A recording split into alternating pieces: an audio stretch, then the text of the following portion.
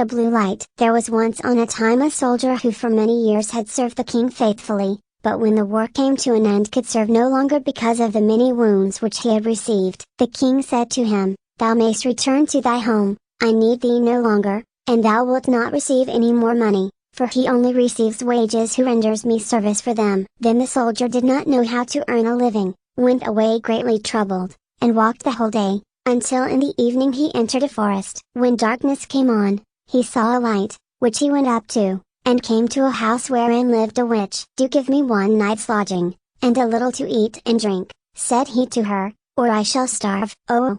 she answered, "who gives anything to a runaway soldier? Yet will I be compassionate, and take you in, if you will do what I wish." "What do you wish?"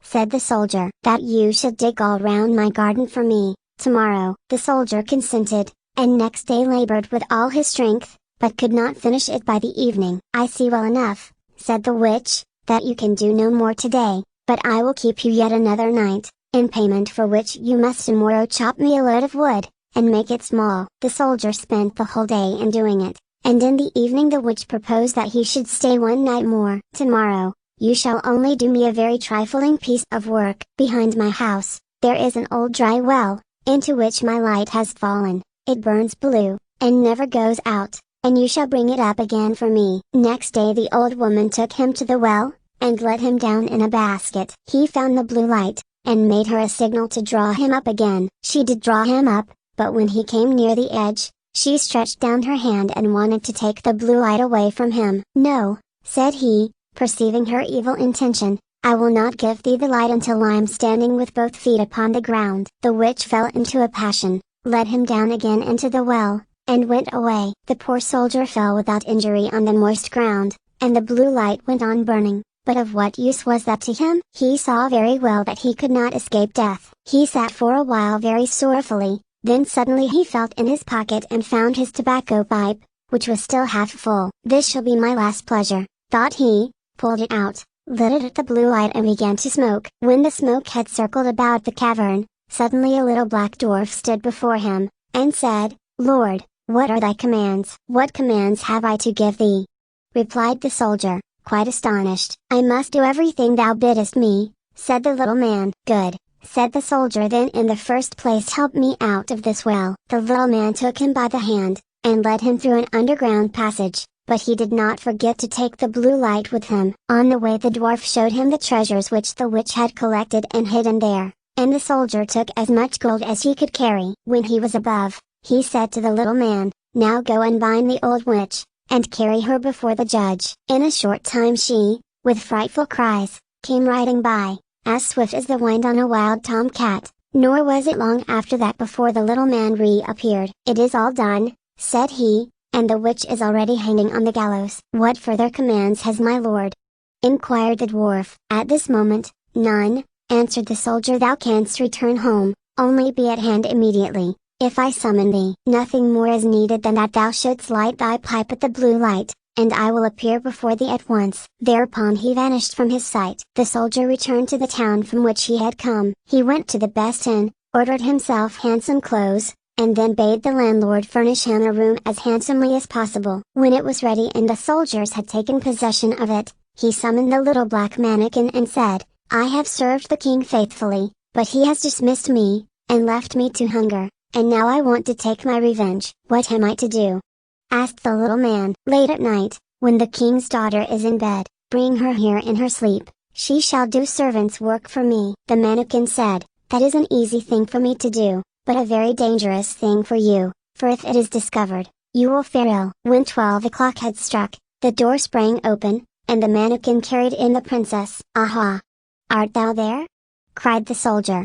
"Get to thy work at once. Fetch the broom and sweep the chamber." When she had done this, he ordered her to come to his chair, and then he stretched out his feet and said, "Pull off my boots for me," and then he threw them in her face, and made her pick them up again, and clean and brighten them. She, however, did everything he bade her, without opposition, silently and with half-shut eyes. When the first cock crowed, the mannikin carried her back to the royal palace, and laid her in her bed. Next morning when the princess arose, she went to her father, and told him that she had had a very strange dream. "I was carried through the streets with the rapidity of lightning, said she, and taken into a soldier's room, and I had to wait upon him like a servant, sweep his room, clean his boots, and do all kinds of menial work. It was only a dream, and yet I am just as tired as if I really had done everything. The dream may have been true, said the king. I will give thee a piece of advice. Fill thy pocket full of peas, and make a small hole in it,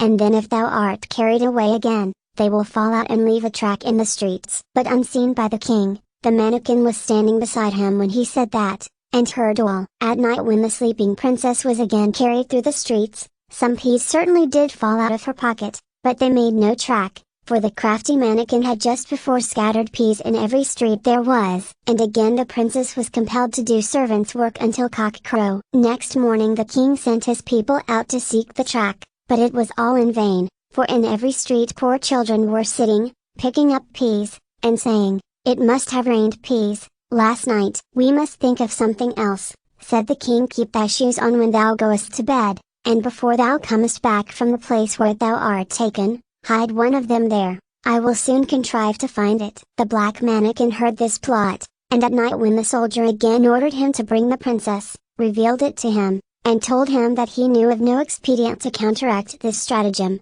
and that if the shoe were found in the soldier's house it would go badly with him. "Do what I bid thee," replied the soldier, and again this third night the princess was obliged to work like a servant, but before she went away, she hid her shoe under the bed. Next morning the king had the entire town searched for his daughter's shoe. It was found at the soldier's, and the soldier himself, who at the entreaty of the dwarf had gone outside the gate, was soon brought back, and thrown into prison. In his flight he had forgotten the most valuable things he had, the blue light and the gold, and had only one ducat in his pocket. And now loaded with chains, he was standing at the window of his dungeon, when he chanced to see one of his comrades passing by. The soldier tapped at the pane of glass, and when this man came up, said to him, "Be so kind as to fetch me the small bundle I have left lying in the inn, and I will give you a ducat for doing it." His comrade ran thither and brought him what he wanted. As soon as the soldier was alone again, he lighted his pipe and summoned the black mannikin. "Have no fear,"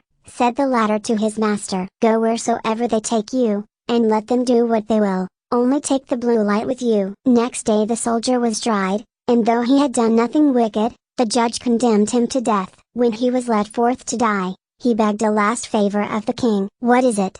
asked the king. "That I may smoke one more pipe on my way." "Thou mayst smoke 3, answered the king, "but do not imagine that I will spare thy life." Then the soldier pulled out his pipe and lighted it at the blue light, and as soon as a few wreaths of smoke had ascended, the mannikin was there with a small cudgel in his hand, and said, "What does my lord command?" "Strike down to earth that false judge there, and his constable, and spare not the king who has treated me so ill." Then the mannikin fell on them like lightning, darting this way and that way, and whosoever was so much as touched by his cudgel fell to earth, and did not venture to stir again. The king was terrified. He threw himself on the soldier's mercy, and merely to be allowed to live at all, gave him his kingdom for his own, and the princess to wife.